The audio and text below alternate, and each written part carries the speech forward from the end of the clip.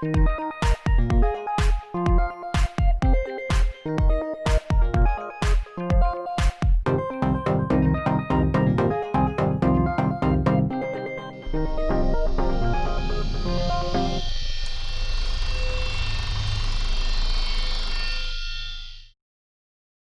everyone to another Friday afternoon Poets Day webinar.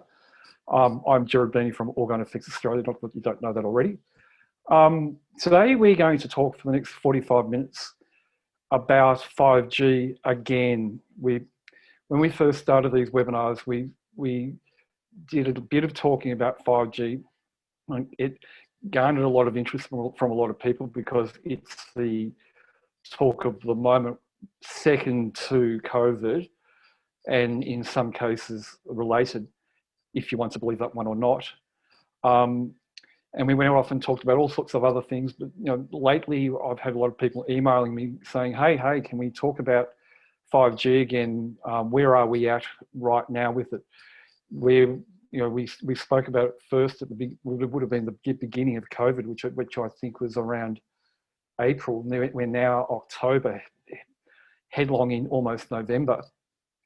And so we're quite a few months down the track. So where are we at, especially in Victoria and Australia? So let's talk about 5G in general and the fact that there are two types of 5G. There's the 5G in the streetlights, and I'm going to test my screen sharing ability now, so hopefully I don't get this wrong. There we go. That's a 5G streetlight, and this was taken in Adelaide in June last year. We were there for the Body Mind Psychic Expo, which is a phenomenal expo. The white piece of equipment on the streetlight, so the antenna is within the light itself on the pole. The white bit of equipment goes hand in hand with 5G in streetlights. And I'm not an electronics expert or a telecommunications expert, but I think the correct term for this white thing is repeater. So just to give you an example, on the Mornington Peninsula where we live, the Mornington Peninsula Shire, up until about 2 years ago, we're installing the 5G enabled LED streetlights, like actually a lot of suburbs were around the world. However, the 5G is not turned on with those streetlights in these suburbs. And I know that for a fact. And I also know it for a fact because this repeater equipment is nowhere to be seen. You have to have that repeater along with the streetlights to know that you're actually in a 5G streetlight zone where every light pole becomes a antenna, and every fourth or fifth light pole will have this white repeater on it. The problem with the 5G in the streetlights is that because there's so much radiation from each and every individual streetlight being created, it doesn't so much cause a radiation charge that goes through the air. For sure, with a radio frequency meter, you'll pick up a high reading, but really isn't meaning a hell of a lot. The radiation charge comes vertically up out of the ground. And that is because the array of all these antennas so close together creates a geoelectrical field effect in the Earth's crust, in the ground, in the zone or the suburb where the 5G streetlights are installed and up and running. The problem with that is that, okay, outside it's to 4 or 5 feet above the ground, and you are going to be under quite a deal of electromagnetic stress. That is, the meridian system is going to be weakened by the charge, the positive charge from the 5G radiation coming out of the ground, or the Earth radiation caused by the 5G. The problem starts to occur when you get inside a building, and buildings are resonant cavities. And because this radiation is coming out of the ground everywhere, when you get a geoelectric effect with a building on top of it, that radiation charge doesn't just emanate to 1.5 meters above the ground. That fully engulfs a whole building. And buildings which are permanently, constantly fully engulfed in radiation charge, as I said before, like all radiation causes a interference with our meridian energy, but it also can make people emotionally unstable because the meridians feeding energy to our endocrine organs, which govern our hormones and our neurotransmitters and then our behavior, that then means that our emotional stability can be interfered with or modulated in a way with the existence of so much radiation. Not everyone is emotionally sensitive to the 5G radiation. It's generally those people who from the outset are emotionally sensitive.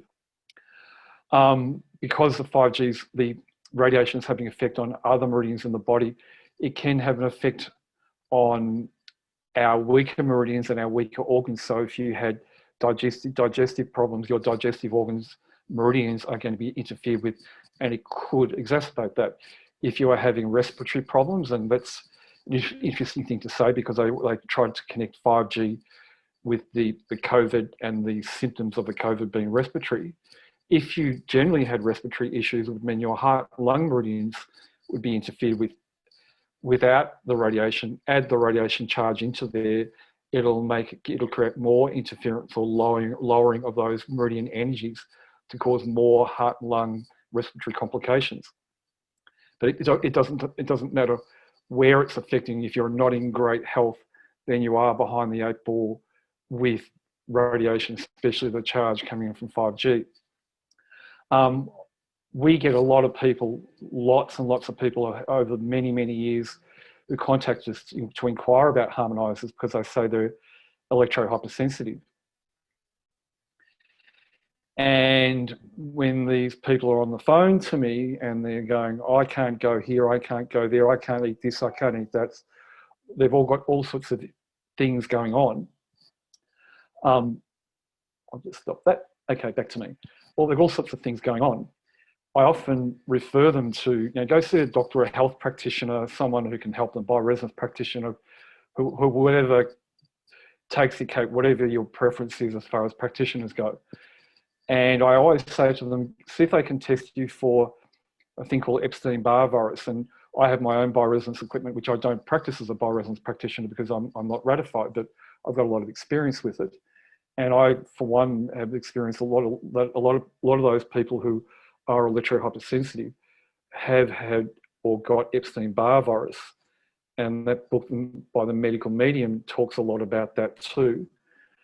So I'm not the only one person saying that. And those Epstein-Barr sufferers are also the ones that tend to be more electro-hypersensitive. Okay, other things that the 5G and the streetlight does is it activates what I call a geoelectric grid. In the past, I've called this the activated grid. Really, the term geoelectric is not a general building biology term. It's a scientific term that I've come across which totally explains what 5G does, high solar winds, Mercury in retrograde. Guess what? We're in Mercury retrograde again, along with this toxic Mars retrograde, which we spoke about a few weeks ago. Or if you've got a death in a property, or if you're working in a commercial environment, they all have the same effect, which is a geoelectric field effect in the ground over the area of the property or the zone or all over the world, depending what's going on, which causes this radiation to come up out of the ground. So the geoelectric grids are earth magnetic grid lines that normally, when there's no geoelectric field effect, they don't exist. There are other grids as harmful, maybe more harmful as far as Fisher grids and 400-meter grids, which is another thing I won't go into today. They still exist and always do exist. So the Fisher grid runs north, south, east, west. It's roughly 70 meters apart. The geoelectric grid is also roughly 70 meters apart, but doesn't correspond or relate in any way to the Fisher grid. They work completely separately. But the geoelectric grid lines are roughly 2 meters wide. As you go up in height, they get wider. The amount of meridian stress, geopathic stress, if you want to call it electromagnetic stress, you'll encounter over a geoelectric grid line is going to be much more than outside of the geoelectric grid lines, although the space between the geoelectric grid lines is going to cause a huge amount of electromagnetic stress due to the fact that you have this charge coming out of the ground. Another thing the 5G does is still talking streetlights here, any natural water bodies that would tend to have naturally a negative charge, which is a healthy energy of water, as most people are aware of these days. The water body's healthy frequency turns to a positive charge, so it loses its vitality, so to speak. I've spoken about ley lines in the past, and ley lines are lines of energy that have a radiance. Radiance is like the opposite to radiation. Radiation has a positive charge. Radiance has, and ley lines usually are about 10 to 20 meters wide. There are various grids, and if you had a ley line running through your house with no other energetic interferences, then your house would be supportive of everyone's physical and emotional well-being. You'll still have your other little radiation issues in the house, like your Wi-Fi or where you sleep and things like that, but generally the house will have a fairly nice vibe. Introduce the 5G into the streetlights and all those ley line energies disappear, they go.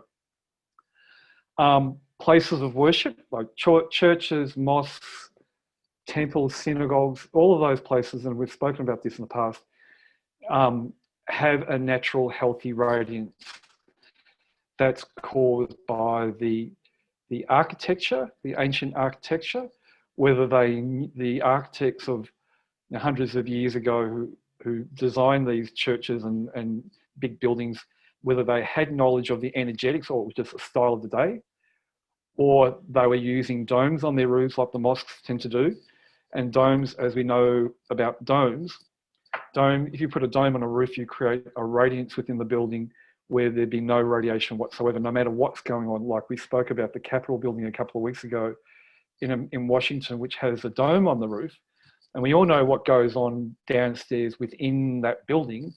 And politics is dirty, and it attracts a very, very heavy energy. Well, that Capitol building, because of the dome on the roof, creates a beautiful radiance. You introduce 5G into streetlights in an area where you have churches and cathedrals and things like that, and that spiritual energy, which is that radiance, which is that supportive, healthy, negative charge in the air, is gone. It's replaced by a very heavy, very toxic, positive charge. That's why I shake my head at churches. I'm not naming anyone in particular because I'm not a church basher. But churches that tend to make some money out of having mobile phone antennas placed on their steeples. And as soon as you do that, that's another way of totally wiping out the spiritual energy within that type of building and replacing it with a very healthy, very unhealthy, very dirty energy.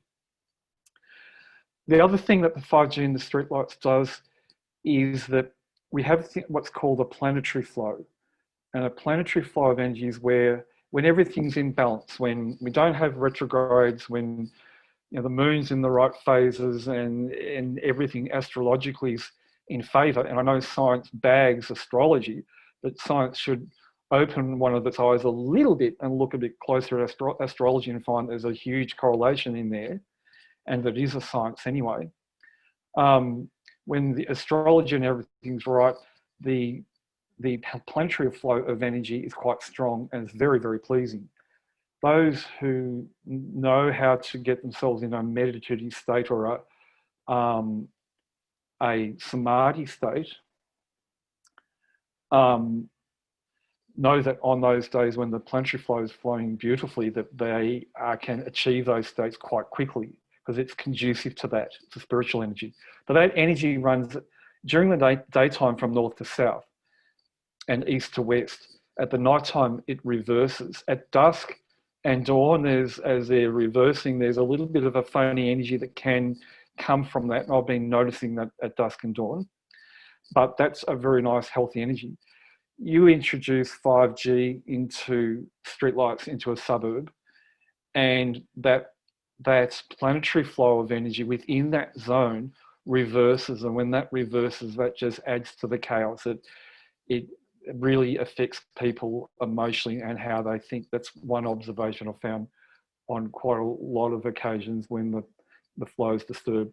The flow can be disturbed on a property where there's been deaths in the past, so, or commercial buildings too. So it's not just related to 5G. It's something that occurs, but is in flux, and there can be events that can promote it to be really healthy and nice. And there are other events and situations like the 5G and the streetlights, which totally wipes it out and reverses it and plays on people even more. Then there's the other 5G, which is the 5G on the 4G towers. So they're the small 5G panels, and if you keep an eye on what's been going on in your local suburb where you are, you may have noticed over the last few months that there have been a lot of technicians working on the towers, and they're putting new 5G panels up for mainly 5G mobile phones. But I'll just go into that. I'll go into that a little bit further later on. And the general public's perception of the 5G, what they call the 5G towers now, is as it has the same radiation danger as the 5G and the streetlights. But I've come to understand that when you mention 5G to people who may have been reading, listening, observing what's going on with 5G in the world, they don't have a perception that there's two types of 5G. They think there's only one and only one type of 5G, but no, there's not. There's the streetlights, and then there's the towers. Well, the assumption is that the towers is also as dangerous as the streetlights. Well, it's not. A mobile phone tower, regardless of what panels it's got on it, 3G, 4G, 5G, doesn't matter what it is, it creates what they call a geoelectric field effect, like the 5G does in the suburbs with the streetlights. But that geoelectric field effect is only up to an extreme most 80 metres around the tower. So if you build a house directly underneath a mobile phone tower, or if you're in an apartment building which happens to have a 4G tower on the roof, then the buildings within that zone, so the building is going to be completely filled with charge because you were within another geoelectric zone. But beyond 80 metres, what's coming from the panel is just a wave. And that wave beyond 80 metres is harmless. You are under no electromagnetic stress. And it's an interesting, really interesting thing for me to say. It's a little bit controversial because I have all these people who are, they call themselves EMF consultants, or they call themselves building biologists, running around saying, oh, but my EMF meter says X, and X, and if my EMF meter means X, we're all going to die of radiation poisoning. Well, the radio frequency meters are actually giving people the wrong information. It's not harmful at that distance beyond the tower. You can have geoelectric fields caused by other things, but no, beyond the tower, that's harmless.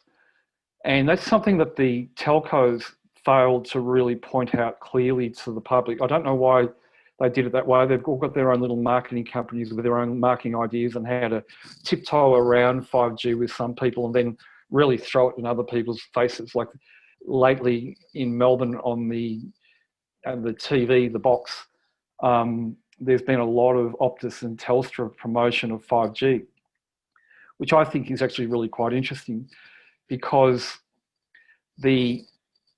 what I have been told by the telcos about 5G is that with the 5G, you can use it for your mobile phone at the moment, and you can get 5G in, you can get 5G home broadband. That's the new big thing, and I actually can't wait to get it, because I'm on a dongle here thanks to poor service by O, and I'd love to get a faster speed. I'm running a business from 2 different locations, and there's nothing worse than waiting hours for something to load. But the telcos told me that the 5G for the broadband can only be got in the zones where the 5G streetlights are set up. However, since then, I've found out that if you're close to a 5G tower, that you may be able to get signal strength strong enough to actually then have 5G broadband in the home, which is actually a really good thing. So you're not in a 5G zone, you've got your 5G broadband modem, you're getting high speeds, Okay, you've got your radiation problem with the modem, and you can't overlook that. You know, any wireless modem, whether it be for ADSL or NBN or 5G, the modems, when someone is on the internet, so you have to be actually on the internet for the modem to actually activate and turn on. And the modems create a really coarse, really strong radiation field for about 1.5 meters all the way around them. When no one's on the internet, the modem flicks itself off, goes into standby, and there's no radiation from the modem. And so if you're a person that uses a computer with the modem right next to you wirelessly, and if you think, boy, I get wiped out really, really quickly by working on my computer, and I'm always saying to people, don't, watch your screen time. Like, looking at a screen does create eye strain. The last thing you need is eye strain plus electromagnetic strain on the body from the modem. Using a stellar or a Geoelectric cleans that energetic problem up. It changes that field to a harmful positive charge to a negative charge, which balances the field so it's not causing any electromagnetic stress in the body. Also, again, if you're using a laptop wirelessly, and if, say, for example, I'm sitting here on my laptop here, my modem might be in another room, or my dongle, what happens is you get an energy beam going from one to the other in the line of sight. And the laptop itself, its radiation field increases around it because it's working in Wi-Fi mode. Again, a stellar or a Geoelectric will also neutralize your laptop, even if it's being used wirelessly, and even if it's not even plugged into a power point.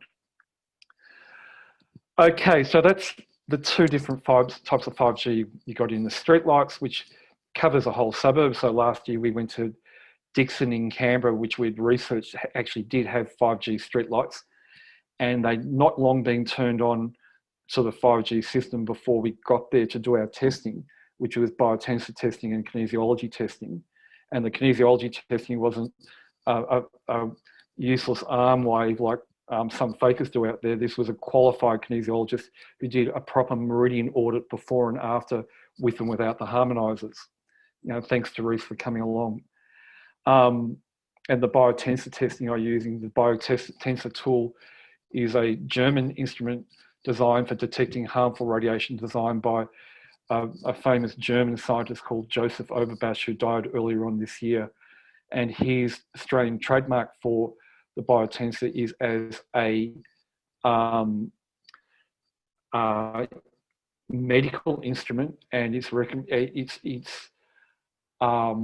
description is as a instrument designed to detect harmful radiation. So that's a legitimate building biology tool. It's not commonly used in building biology these days because they're all being, I call, made lazy to rely on an EMF meter with some really dodgy science behind it. Like somewhere in Israel, all these people died of testicular cancer because of a mobile phone tower at a ridiculously far distance away from whatever actually happened. And that's what they base everything on, or other cases like that, which is not correct. What really shows the charged fields is something like a biotensor. And that's something I'm hoping to have available on my website, that I'll be training people if people are interested in how to use a biotensor soon. I'm waiting on a batch of them to come from Canada, and I've been sort of waiting a little bit too long, but hopefully they'll arrive soon and we can get our introduction to building biology, intuitive building biology courses up and running again, and teach people how to tune into their intuition to be able to read energy. So I can't wait for them to come along. Okay, other things I wanted to discuss or just go over before we finish off. We released a blog during the week, was how did you know if your house was haunted?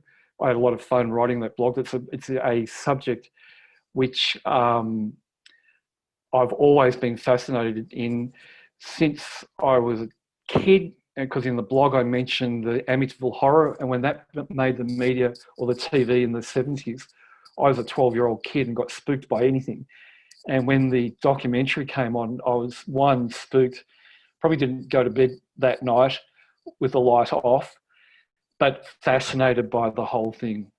But the tragedy about the Amityville Horror, even though it was real, it was a real haunted house, everything did happen. The history of it was that the previous owner had gone and murdered 6 members of the family in the house. Then the house was sold, and then the next family that came along to buy it, we were informed that, hey, this happened. And they were like, not a problem, we'll be fine. They moved in and we've all bought it. They had some interesting times.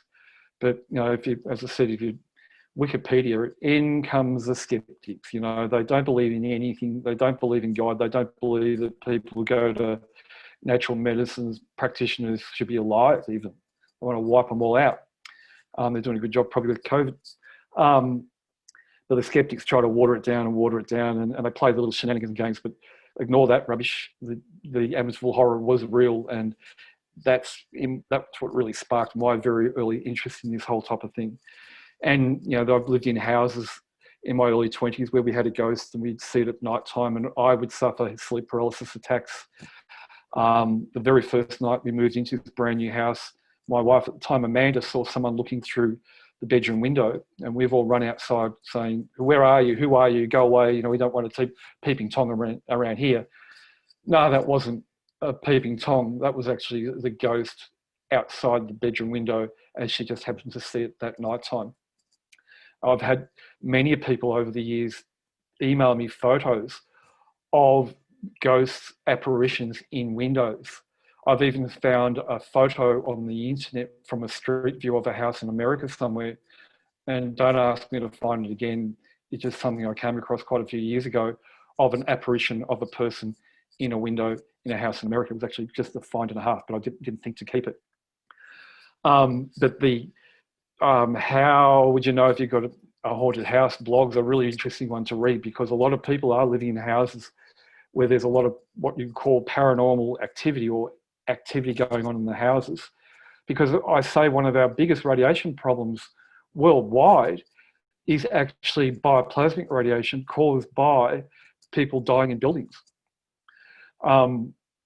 If you're living in a very, very old city, like if you live in, say, Amsterdam, or if you live in London, you know, or anywhere in Europe, they're cities that are hundreds of years old, and God knows who's raped and plundered and murdered and massacred and whatever, or, you know, plagued over the hundreds of years. And those emotional pain body imprints which are created at the time of death, which become the death imprints, which are really dangerous radiation fields, don't just go away. They don't just fade away. They stay and they stay and they stay. And that's why I developed the Geoelectric and the Stellar Dome to specifically deal with removing the bioplasmic fields, because they're radiation imprints, which is something that some people can't get their head around. But if you have an event, like a big emotional event, or something like a death or something really untoward and horrible happened, there's a big emotional pain body charge coming from the people, and that leaves and that stays as a radiation imprint in the space. Some of those things can be cleared, but the ones from the death cannot be cleared. They stay and stay and stay. And that's why we work very hard to find the counter frequencies to the bioplasmic radiation from the death for the product, so that it would remove the energy and the interference and all the apparitions and ghostly stuff, and stop all these sleep paralysis attacks generally, and give people peace in their house. Because if you've got something moving around in the house energetically, and if you've got young children, if they happen to sit, it could spook them to a point that may take years of work to undo that emotional trauma or PTSD that could happen from it. Or if you suffer from sleep paralysis attacks and you're continually getting them as you get older, if your heart and respiratory system starts to wane a bit, those sleep paralysis attacks, which can occur from having an entity in the house, can actually kill people. It does cause death in sleeps, because if you've had a sleep paralysis attack, you know damn well how scary that is. I'm one that's prone to having them. Some people have joked that I've developed that function for the products to save me. Well, yes, me and a heap of other people. I'll tell you a little story which I've spoken about before. Was many years ago, I used to do ghost tours with a group in Melbourne, and they were great. And we used to do tours. We did a couple of tours down at what they call Cape Otway Lighthouse, And at that lighthouse, which is very old, which has experienced many shipwrecks on the rocks below the White House, that the amount of ghosty activity from the amount of people who actually made it to the top of the cliff and died, and all the people that may have died of different diseases over the time of the lighthouse. And there was a telegraph station there too, so there was a lot of activity around there. That place is quite haunted, and that's actually why we did the ghost tours down there. But on the second one we did down there, instead of going home after night time, I decided to sleep the night in the B&B which was set up there, which was the old lighthouse keeper's quarters. And I had about 5 sleep paralysis attacks all night long, one after the other after the other. I was waking up every time with a wet, hairy head right next to my head. And as I was coming out of the sleep paralysis attack, that was where you're lying there, you're having a really bad dream. It's like you're in treacle. And then you wake up, but you're paralyzed and you can't breathe and you can't move. It's quite a scary thing. Then within seconds, you come good, everything's fine. When you have 5 of them in a row, you've just about had enough. And I got out of there as soon as the daylight broke, because I was too much of a chicken to drive out of there, because if you're down around the area of Cape Otway, the trees don't grow up, they grow like that all over the place. And so really, if you're thinking that way and in that sort of mindset as you're driving through to Cape Otway and that area down there, it's really a little bit spooky.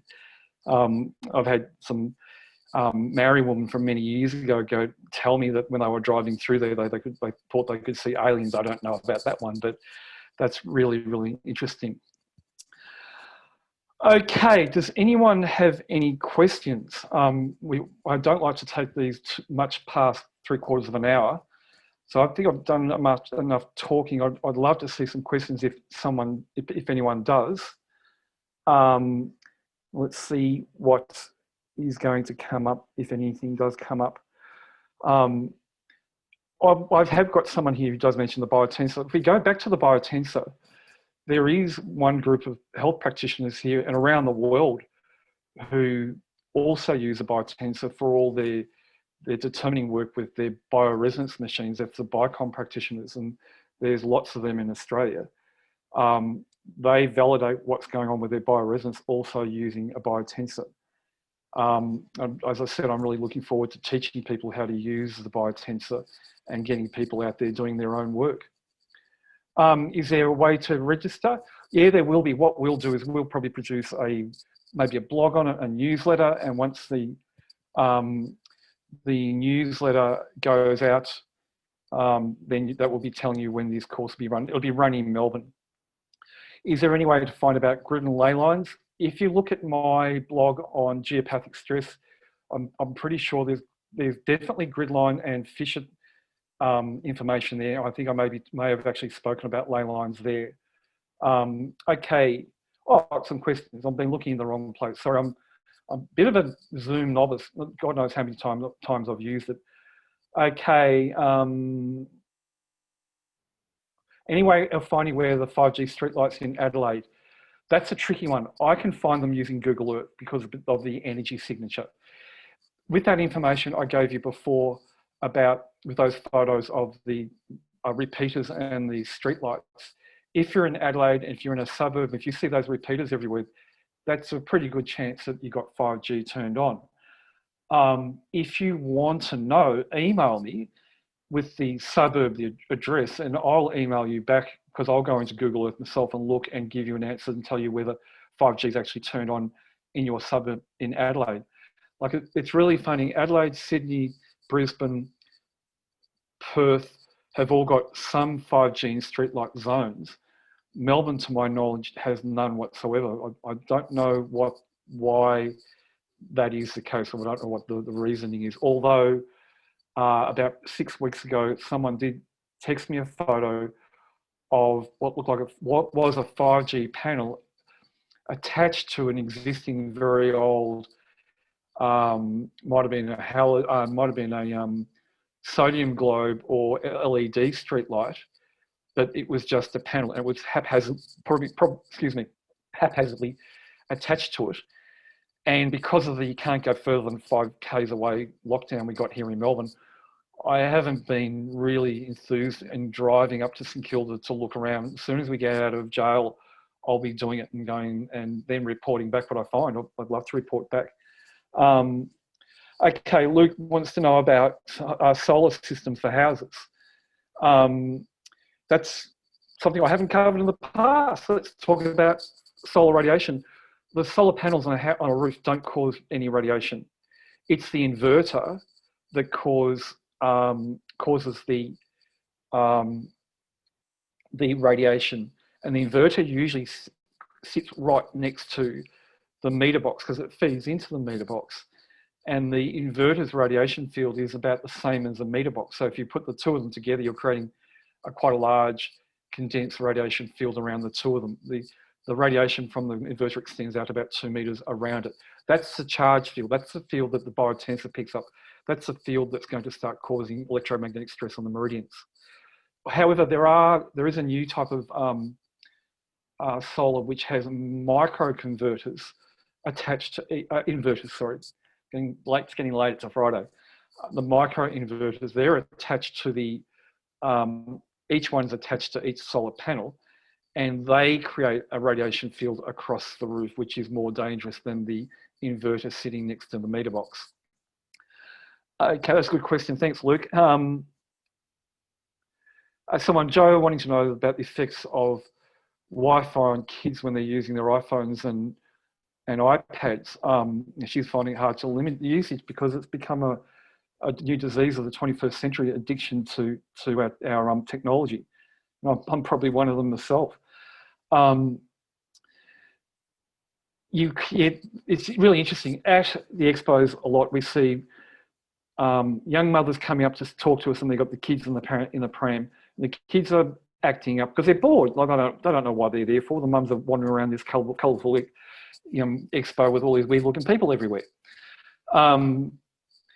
And anyway, the mothers will often hand their phone to the kid in the pram to occupy themselves. And in the expos when we're doing them, it's okay because we got a Geoelectric going, which is protecting everyone from the charge. But if we weren't at an expo and you give a kid as soon as a kid touches a device, instantly they're under electromagnetic stress. And what generally tends to happen is the central meridian blocks, which is not a good thing because that's covering a lot of organs. Having harmonizers on them protects them from the meridian interference. But young kids, you can do that, but sometimes when you get to teenagers and people like that, like 14-year-olds think they're 28-year-olds and think they're smarter than everyone and nothing will interfere with them or worry them. And this is all a load of rubbish. So why are we worrying about this, mum and dad? You know what I mean? But the parents are just trying to protect the children from any type of interference from the radiation charge. Here's another question. Good crystals for radiation home. Crystals are for human beings. They don't do anything for radiation. There's this myth that shungite neutralizes 5G. It's the biggest lie in the world, and I'll keep on jamming it to the shungite people because they're lying. And I've tested shungite a zillion times in the past. I even had someone 10, 12 years ago want me to energize the shungite so it did a better job. Mind you, they didn't really want to pay for it. I was like, no, you can all lie in it. I'm not going to help you, help cover up the inaccuracy, whatever, of something that's black that has a weak charge. I even actually emailed a guy who was making claims about 5G and shungite, and I said to him, "You show me an address where you got shungite in the house, which is neutralizing legitimate 5G in streetlights," and he ran a mile. So if you're selling shungite out there, if you get an email from me asking some questions, I'm tapping on your shoulder. Very interesting. I'll just go back to another question I got on the side here. No, I'm not wearing air tube earphones, and I know of some sources of air tubes, but using a mobile phone harmonizer is the best way to protect yourself. Air tubes don't protect yourself from radiation from a phone because the tube is a resonant cavity, and the charge is amplified in the tube, just like the geoelectric field, radiation that comes out of the ground is amplified by the resonant cavity effect of a building. The same thing with the air tube. And so that's pumping more radiation into the ears. The air tube, even though it's not connecting the ears to the phone via copper cabling or copper wiring, the air tube is actually worse because it's amplifying the radiation. So it's actually a no-brainer, and I'll keep on sticking it to the people selling air tubes who don't sell harmonizers. I say that because I've got one of my clients who does sell air tubes, but she sells my harmonizers and makes sure that people use one to complement the other. Those who are bagging harmonizers and selling air tubes thinking they've got science behind them, sorry. There are some scientists that they're out there that can just blow that one out the door. Carol says, is shungite good for anything? No, because the thing that they're really pushing are shungite pyramids. And as I've said before about pyramids, you put a pyramid in the wrong orientation to north, you're creating a toxic energy generator. Just go and walk around the Shrine of Remembrance or go up to the gallery that's in the gardens in Melbourne, whatever they call, and that's one big pyramid, and see how sick you feel walking around there, experiencing what they call the negative green, which comes from the underside of the pyramid. Okay, just watching the time. We're almost ready to wind up, so you can all knock off and go and have a drink. My factory guys knocked off at 2:30, so I hope they're watching. I hope they've got a drink in their hand. That's Jack and Daniel. They're the guys who make everything for us. We call them Jack Daniels. One last question. Someone has an older GeoCleanse, one that's 5 years old and 10 years old, throw out or use to boost with the newer units. This is an interesting question, and it's come up time and time in the past. And you might have bought a GeoCleanse 10, 12, 14 years ago, and it will always work until now. However, as I've always said, we've upgraded the programming of the GeoCleanse as time has gone by, because we're always researching things, and we're always trying to look under every rock to see where there's something that we've missed. So we've tweaked the program, let's say in the last 4 years, to handle geoelectric charge better from solar winds and things like that. So if you've got an older GeoCleanse and a newer GeoCleanse to cover the new programs, use the two of them together, because what I found was when I did the testing with two compared to one, the effect wasn't so much in the house, the effect was more outside. Our houses are powered by electricity generally. So we're all keyed into the grid, and a lot of people have above ground power, which is power on power poles. With one GeoCleanse, the radiation from the power lines is pushed back up and down the street 50 meters roughly in either direction. With two GeoCleanse, that increases to 100 meters in either direction. So if you're in a 5G streetlight zone and you've got one GeoCleanse in your house, that will protect the whole house, the whole property from the geoelectric charge. It will also go back to the streetlights and neutralize the streetlights 50 meters in either direction. So if you've got a 5G streetlight antenna at the front, it'll do that one and the one either side most likely. If you've got two, it'll push the 5G radiation charge further down the street, further away from you. And your neighbours and whoever's out in the street is actually going to get a benefit. Another way of neutralising your streetlights, which sounds a bit funny, I've said it from time to time, is every time you drive down the street and you see that kookaburra or that magpie or whatever sitting on the power lines, what you don't know is that the natural negative healthy charge energy which the bird has, and all birds do have that, transfers to the power line and actually neutralises the EMF from the power lines for about 10 or 15 meters either side of the birds. If you know how to read energy, it's quite an interesting phenomenon to actually experience. So at 5:16 now, thank you very much for attending. We had a great participation this afternoon. As I said, we will be putting this will be edited. Anything I said wrong or shouldn't have said or whatever will be edited and put up on the website at a later date. We'll have another webinar in a couple of weeks' time, and we'll come up with another interesting topic, which we hope to release via a newsletter or something in about a week's time. Thank you everyone for attending, and have a great weekend. If you can get out and go shopping and go for a surf or go for a bike ride, good on you. But at least I can do is just walk 5Ks around the block. Thank you. Bye.